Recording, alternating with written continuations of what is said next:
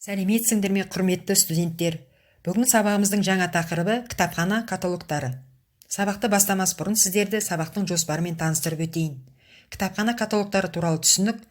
Каталогтардың түрлері. Кітапхана каталогы бір кітапхана немесе бірнеше кітапхананың жинақталған кітап қорында бар баспа шығармаларының белгілі бір жоспар бойынша құрастырылған қор құрамының мазмұнын ашып көрсетуге, оқуға мақсатты басшылық жасауға, оқырмандардың кітап іріктеп алуына көмектесуге арналған тізбегі. Каталог кітапхананың негізгі анықтама және ақпараттық іздестіру аппараты. Кітап қорының құрамындағы баспа шығармаларының алуан түрлері, тақырып жағынан сан-салалығы, сондай-ақ оқырман сұранымының елеулі айырмашылығы кітапханада бағыты мен құрылымы жағын әртүрлі каталогтар мен картотекалар жүйесін жасауды қажет етеді. Кітапхананың әрбір типі үшін каталогтың қажетті минимумы белгіленген. Кітапхана толығына қарай бас каталог, орталық каталог және жинақты каталогқа бөлінеді. Бас каталог кітапхананың кітап қорын оның қай жерде сақталғанына қарамастан түгел жинақтап көрсететін негізгі каталог. Орталық каталог кітапхананың негізгі қоры мен оның барлық филиалдарының қорын қамтып көрсететін каталог. Мысалы, бұл каталогтар орталықтандырылған кітапханалар жүйесінің орталық кітапханасында және жоғарғы оқу орындарының кітапханаларында жасалады. Ол жинақты каталог қызметін атқарады. Жинақты каталог бірнеше жеке кітапханалардың қорын жинақтап көрсететін каталог. Сиглдардың көмегімен жинақты каталогта қай кітапхана қорында қандай кітаптардың бар екені көрсетіледі. Материалдарды топтастыру әдісі бойынша жинақты каталог әдетте жүйелік және алфавиттік, ал формасы жағынан карточкалы немесе баспа түрінде болады.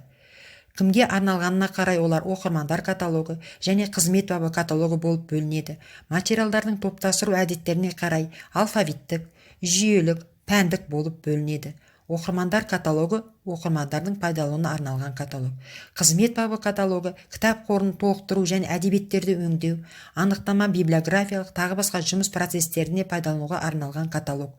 Көп жағдайда бұл каталог бойынша жеке оқырмандардың оқырмандар каталогында жоқ әдебиеттер жайында сұрақтары орындалады. Алфавиттік каталог баспа шығармаларына жазылған сипаттама, карточкалар автор фамилиясының, ұжымдық авторлар атының және шығарма тақырыбының алфавиттік ретімен орналасқан каталог.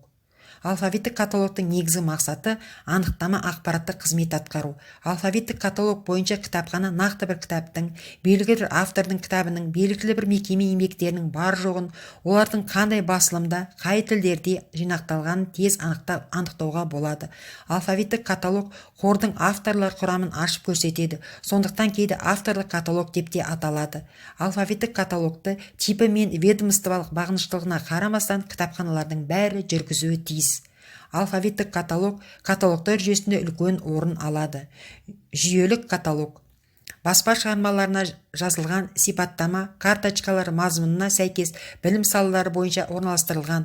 Одан әрі қарай бөлімдер неғұрлым ұсақ бөлімшелерге бөлініп, логикалық бірізділікпен және бір-біріне бағынышты қойылған каталог.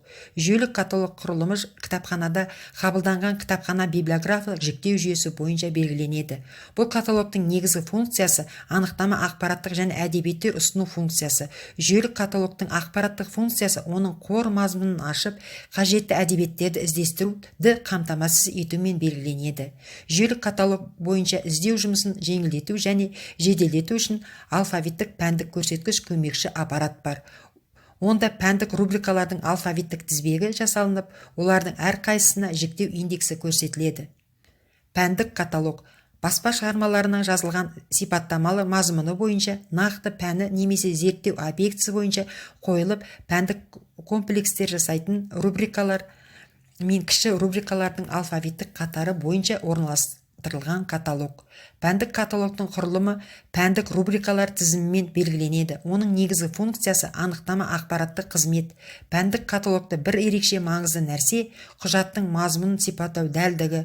Мұндағы пәннің аталымы нақты дәл берілуі керек. Олар пәндік рубрикалар мен кіші рубрикаларды құрау ережелерінің көмегімен жасалынады. Өлкетану каталогы белгілі бір облысқа, өлкеге, республикаға, ауданға қатысты бар әдебиеттерді неғұрлым толық қамтып көрсететін каталог. Өлкетану каталогы алфавиттік және жүйелік каталогтар жүйесінде жасалынады. Бұл каталогқа қосымша жергілікті басылымдар каталогы мен жергілікті газеттер картотекасы жасалынады. Электронды каталог Заманауи кітапханалар тәжірибесінде электронды каталогтар түзу күнделік жұмыс ретінде ерекше енген. Қазіргі уақытта іс тәжірибе барысында ол кітапханалардың дәстүрлі каталогтарымен бірге қалыптастырылып келеді. Кітапханалық электронды каталог қалыптастыру арнайы кітапханалық автоматтандырылған ақпараттық жүйе бағдарламасының каталогизатор модулін пайдалану арқылы іске асырылады. Қазіргі уақытта республика кітапханаларында әртүрлі кітапханалық автоматтандырылған ақпараттық жүйе бағдарламалары қолданылуда. Олар Рабис, Ирбис, Кабис тағы басқа бағдарламалар.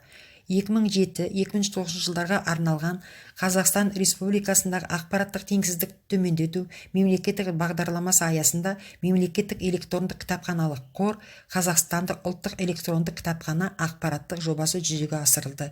Жобаның мақсаты Астана қаласындағы Қазақстан Республикасының ұлттық академиялық кітапханасының базасында мемлекеттік кітапханалық қордың бірегей ұлттық электронды каталогын және бірегей электронды қоймасын құру.